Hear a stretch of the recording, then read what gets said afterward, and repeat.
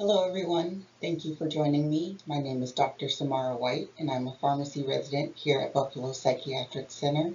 Today we're going to be talking about antibiotics. In this presentation, I'm going to go over a couple of basics of antibiotics, mainly an overview of what they are, what they can be used for, how they work, how they should be taken, and then finally we'll talk about a couple of other important things that you should know about taking antibiotics. So antibiotics are medications used to fight bacterial infections, and this is important because that means that they cannot be used against things like the common cold or COVID because those are viruses. And so to help us remember this, sometimes we can refer to antibiotics as antibacterials. And you may be asking yourself, if there's so many different types of antibiotics available, how do we choose which one to use? The answer is there's three different ways that we can choose. Number one is based on the mechanism of action or how the antibiotic works. Number two is the type of bacteria that they fight, because not all antibiotics work against all different types of bacteria. And lastly, we can choose based on the severity and the location of the infection. For example, if I had a minor infection, let's say I fell and scraped my knee, I can choose something that is topical or directly applied to my knee. Whereas if it was a more severe type of infection and I was hospitalized, I would likely need something that is injectable, and that would either go into my veins or into my muscle, which is what IV and IM stand for. Before we learn more about antibiotics, let's talk a little bit about bacteria. Bacteria are microorganisms, and they exist all around us and even inside of us. When most of us think about bacteria, we usually think of them as a bad thing, and we think that most of them can cause disease. But that's actually not true. Not all bacteria are bad. In fact, out of the thousands of bacterial species on Earth, only about 5% are what we call pathogenic, which means they can cause disease. So this means that the large majority of bacteria, about 95%, are actually really good for us. But unfortunately, even though the percentage of pathogenic bacteria is very small, they still can cause a disproportionate amount of disease. And the most common ways that these pathogenic bacteria are spread are by being around others who are sick, by touching contaminated items, and not washing our hands well enough, especially before touching our mucous membranes, such as our mouth, eyes, or nose. But bacteria can also be spread through food and through insects. For example, you may know that eating raw chicken or raw eggs can cause salmonella food poisoning. And when we think about insects that cause disease, most people think about mosquitoes, but they're usually thinking about the viral diseases that mosquitoes spread, such as malaria and Zika virus. But the most common ways that we get bacterial infections from mosquitoes and other bugs that bite is usually because we scratch the bites with dirty hands, and this can cause infections. Other insects that cause bacterial infections are ones like flies and ticks. Ticks carry a type of bacteria that can cause Lyme disease, and flies often land on animal feces and then land on our food, and when we eat this food, this can cause food poisoning. The good news is that most bacterial infections can be avoided by practicing good hygiene. So some of the ways that we can do this are by making sure we wash our hands often and for at least 20 seconds each time, not sharing any food, cups, plates, or utensils, especially with people who are visibly sick. Avoid scratching bug bites, touching open wounds, and especially rubbing our eyes. And some less thought about ways are to never share needles, especially to avoid bloodstream infections, which are very serious, and to practice safe sex. For women, to avoid UTIs, they should always make sure to wipe from the front to the back. And then finally, some bacterial infections can be prevented by vaccines. Here on this slide are some examples of diseases and infections that can be caused by bacteria. Here listed in green are some examples of diseases that can be prevented with vaccines, and those vaccines are listed here in purple.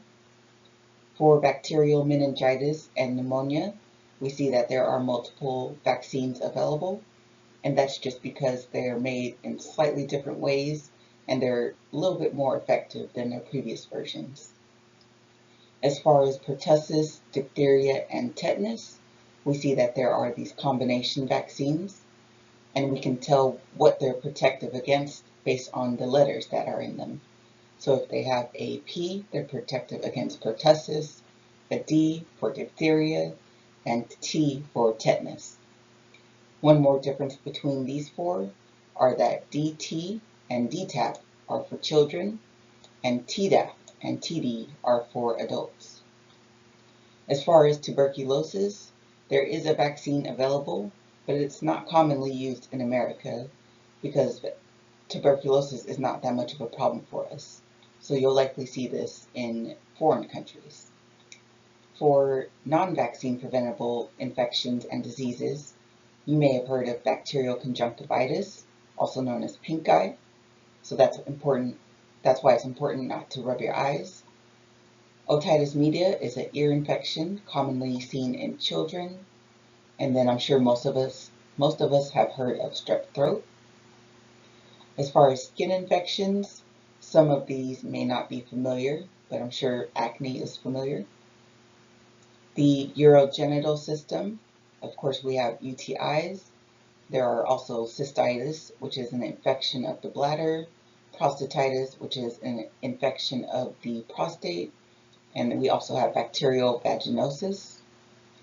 As far as STIs, sexually transmitted infections, we have chlamydia, gonorrhea, and syphilis. And so this is why it's important to wear condoms and practice safe sex. As far as the gastrointestinal or stomach system, it's common to have food poisoning from bacteria such as E. coli, salmonella, or cholera. And then you may be surprised to see that cavities are caused by bacteria. So this is why it's important to brush your teeth at least twice a day. Now that we've talked about diseases and infections that antibiotics are effective against, let's talk about what they are not effective against. So as I mentioned before, it's important to remember that antibiotics or antibacterials are only effective against bacteria.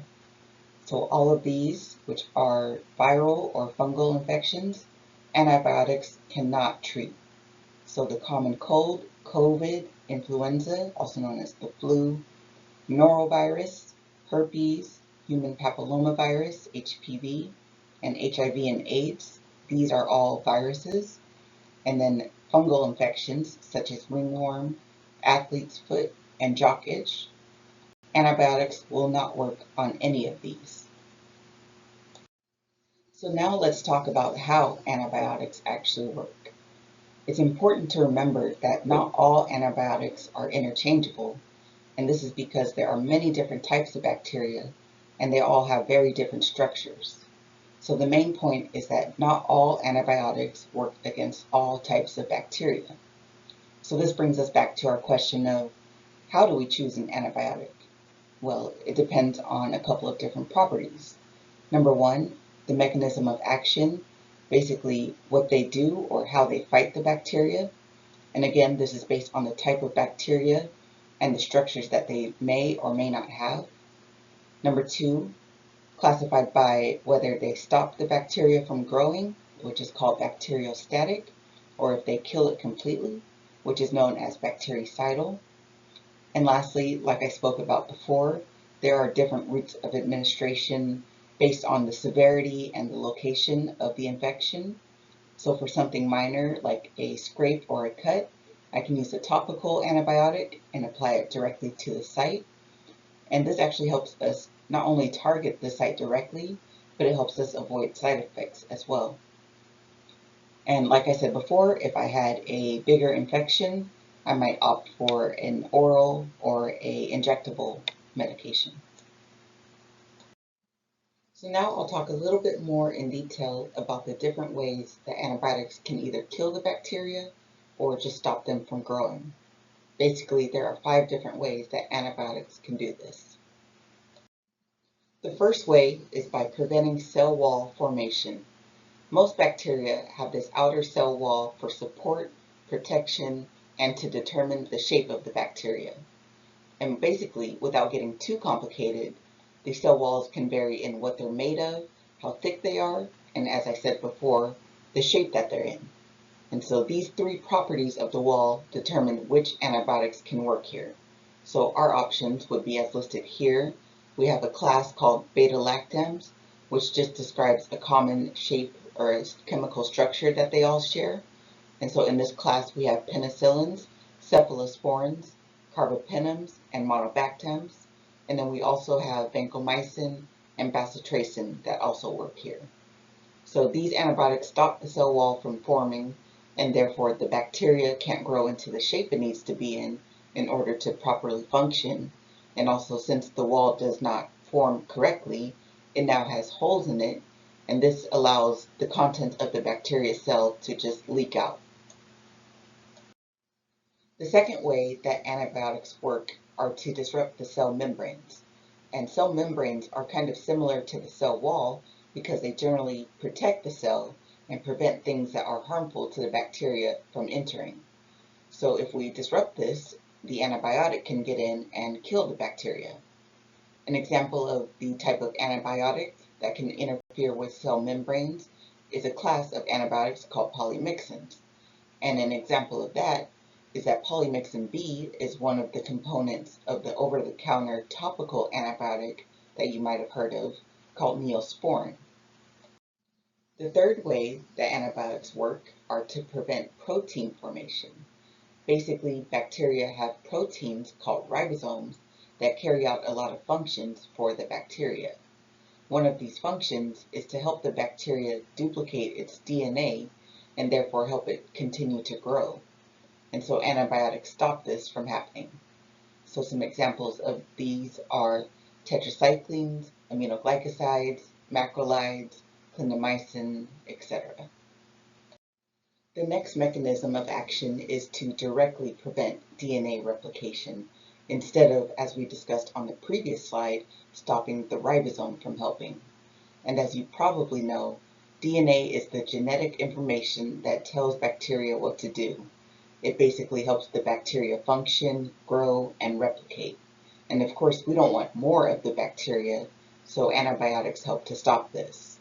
Only a few antibiotics do this. There's a class called quinolones, also known as fluoroquinolones, as well as rifampin. The last mechanism of action is interfering with bacteria's metabolism. Metabolism is basically how the bacteria uses its enzymes to produce enough energy to live, replicate, and function. And of course, we don't want any of this to happen because the more bacteria there is, the more likely there is to be an infection, an illness, or a disease. So some of the antibiotics that work at this site are a class called sulfonamides, and there's also trimethoprim. Now that we've discussed how antibiotics work, we can discuss some examples. And antibiotics are very commonly prescribed, so you might have heard of some of these. And just know that this chart does not include all antibiotics, but it gives you an idea of some of the groups and classes that these antibiotics belong to. And again, like we discussed on the last couple slides, these groups are based on their mechanism of action or how they work. So I won't read all of them, I'll just point out a couple of things. One of the most well-known classes of antibiotics are called penicillins. If you ever had an ear infection as a child, you've likely had amoxicillin or augmentin, which is amoxicillin with clavulanate.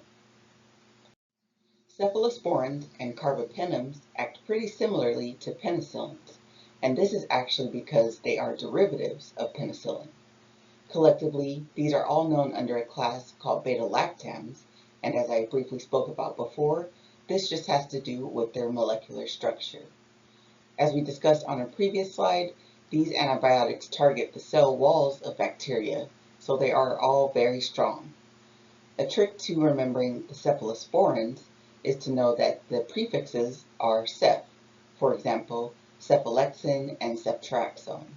A trick to remembering the carbapenems is knowing that the suffix is penem, for example, meropenem or ertapenem. Next, we have macrolides, aminoglycosides, and tetracyclines. These all target protein synthesis. Azithromycin is one of the most common macrolides, and it can be used for a broad range of things, including pneumonia, COPD, and even gonorrhea. The aminoglycosides you probably haven't heard of because for the most part, these are all injectable. In the hospital, they usually inject these into the veins, which is called intravenous. And this is because these are all used for serious infections, such as bone and joint infections, intra-abdominal infections, or sepsis, just to name a few. If you ever had acne growing up, you might have taken one of the tetracyclines, such as doxycycline or minocycline. Then we have antibiotics called fluoroquinolones. Sometimes these are just referred to as quinolones. These antibiotics target bacteria's DNA. Ciprofloxacin can be used in a broad range of things, anything from urinary, bladder, and prostate infections to bone and joint and intra-abdominal infections. The rest of these antibiotics are from different classes, but I still wanted to list them just in case you've heard of them. A couple of these are used for UTIs, mainly Bactrim and nitrofurantoin, also called macrobid. And rifampin is mainly used for tuberculosis. This is all more information than you need to know, but I thought I would just provide some context. Don't worry too much about remembering everything from the previous slides, because your doctor will know how the antibiotic works and which ones to prescribe. But what you should absolutely know are some important rules of thumb about taking your antibiotics, which are listed on this slide. If you don't take anything else away from this presentation, I hope that you remember these 6 points. Number 1, don't skip doses of your antibiotic, even if you feel better. The bacteria causing the infection needs to be wiped out completely. Number 2, don't take your antibiotic more often than needed. This one I'll explain a little bit more on the next slide. Number 3, don't save antibiotics for future infections, because not only may it expire, but the infection may not be caused by the same bacteria, so that antibiotic may not work. So therefore, you should never have any leftovers. And this brings me to my next point. Number 4, always take your antibiotics as directed, which most importantly means you should always take them for the full duration that you are told to. Number 5, don't take antibiotics prescribed for someone else. Number 6, always consult your doctor, because like we went over before, there are so many options of antibiotics and not all of them are interchangeable. And generally, all of these rules apply to any medication you take, but these are very, very important, especially for antibiotics. One of the biggest reasons why it's so important to take your antibiotics the right way is because of something called antibiotic resistance. This means that certain antibiotics no longer work against certain bacteria. Basically, this is because the bacteria get super strong because they learn how to defend themselves against the antibiotic by mutating. And so because of this, infections from these bacteria are getting harder and harder to treat. So this is one reason why there are so many antibiotic options available. If one stops working due to resistance, we need to be able to switch to one that will work. And this is bad news because if too much bacteria becomes resistant, we can potentially run out of options for antibiotics. So it's really important to avoid antibiotic resistance as much as possible. In order to do this, to avoid antibiotic resistance, basically do as we discussed on the previous slide, which I will repeat the main points. Do not skip doses of your antibiotic, because this gives the bacteria time to develop immunity to that antibiotic.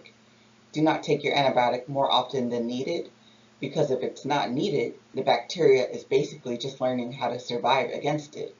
And this is one of the biggest reasons why antibiotic resistance develops in the first place. And lastly, always finish the full course of your antibiotic so that all of the bacteria is knocked out and they do not have the chance to develop immunity. Another important thing to know is that certain antibiotics have interactions. For example, antibiotics can interfere with birth control and make it less effective. It used to be thought that most antibiotics, especially penicillins, interfere with birth control, but now it's been largely shown that rifampin is the main concern. So if you are on birth control and also taking rifampin, make sure to use backup protection, such as condoms. Secondly, while most antibiotics probably shouldn't be mixed with alcohol because they can make you even more intoxicated and it can worsen the stomach issues that are already present with antibiotics, the main antibiotic to avoid with alcohol is one called metronidazole. And this is because when mixed with alcohol, it leads to something called a disulfiram reaction. This is basically just a very uncomfortable reaction where your heart starts racing very fast, you start sweating uncontrollably, and you get very dizzy and nauseous. Overall, it's just a very, very unpleasant experience. And lastly, while some antibiotics should be taken with food to avoid stomach upset, some should avoid certain foods and drinks. And these are tetracyclines and fluoroquinolones, which are medications such as doxycycline and ciprofloxacin. And these should avoid dairy, calcium, iron, magnesium, and aluminum, because when mixed with these items, the antibiotics won't work as well. And I know it's hard to remember which antibiotics are tetracyclines and fluoroquinolones, so basically just remember to avoid taking your antibiotics with milk or dairy products. You should take them with water instead. And to avoid the other interactions, try not to take them at the same time as you take any multivitamins with minerals or any antacids, which are medications that help with stomach aches. I briefly mentioned that many antibiotics can cause stomach problems. A good way to avoid that is by taking them with food and always with plenty of water. While most antibiotics can be taken with food, the ones that should definitely be taken with food because they cause the most stomach pain are these ones listed below: metronidazole, Bactrim, nitrofurantoin, clarithromycin, and doxycycline. However, an exception to the rule that most antibiotics can be taken with food are just a couple of antibiotics, and this is because they work better when you take them on an empty stomach. So try to separate these from food for about 2 hours, and that means 2 hours before and 2 hours after food: penicillin, ampicillin, and rifampin. You should also know that some antibiotics can change the color of your urine or other bodily fluids, but this doesn't mean that anything's wrong, it's just a side effect of the medication. So metronidazole and nitrofurantoin can darken your urine, and rifampin and rifapentine can make your body fluids such as urine, sweat, tears, and saliva turn orange. So you may want to avoid wearing contact lenses if you are taking those medications. Some antibiotics make the skin sensitive to the sun and make it easier to get sunburns and rashes. So make sure to wear sunscreen or protective clothing with these antibiotics: tetracyclines, fluoroquinolones, and Bactrim. We talked a little bit about this before, but interestingly, not all bacteria are bad bacteria, and antibiotics actually remove the useful bacteria as well as the bad bacteria. So this can lead to C. difficile, which is a potentially life-threatening disease that can cause severe diarrhea. And it can also lead to less severe infections, such as yeast infections. Luckily, prebiotics and probiotics help restore the good bacteria. Lastly, let your healthcare provider know if you've had a previous allergic reaction to an antibiotic. Some antibiotics can be retried depending on the reaction, severity, and how long ago it occurred, and reactions such as rashes and itching are relatively harmless. But other reactions, such as wheezing, swollen mouth, tongue, lips, or throat, or having trouble talking or breathing, can indicate a severe emergency called anaphylaxis. In these cases, we would not retry the antibiotic. So we've covered a lot of things and learned a lot about antibiotics. So now let's just do a quick review. Number 1, what are antibiotics? A, the same thing as probiotics. B, medications for viral infections.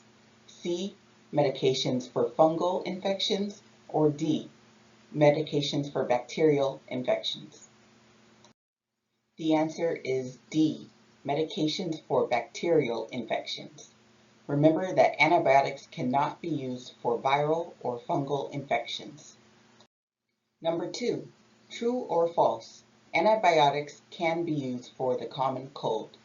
True or false? The correct answer is false.